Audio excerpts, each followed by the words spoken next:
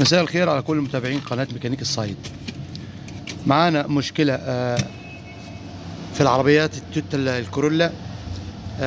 جاني بدل مرات ان العربية تكون شغالة و100 فول 14 تيجي فجأة العربية مش راضية تدور. مشكلة بسيطة يكاد تكون حضرتك واجع فيها، فانا حبيت اعمل الفيديو ده عشان انبهك للمشكلة دي.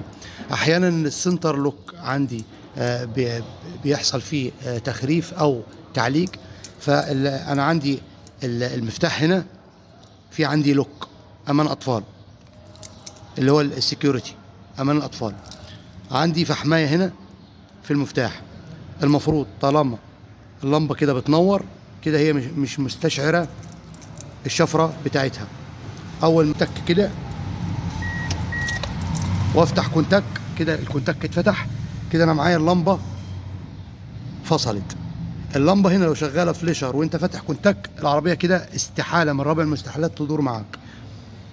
طيب انا اعمل ايه في الموقف ده؟ انا بالنسبه لي انا ليا حل واحد اقدر اعمله بعيد عن الكهرباء، اللي هو ايه؟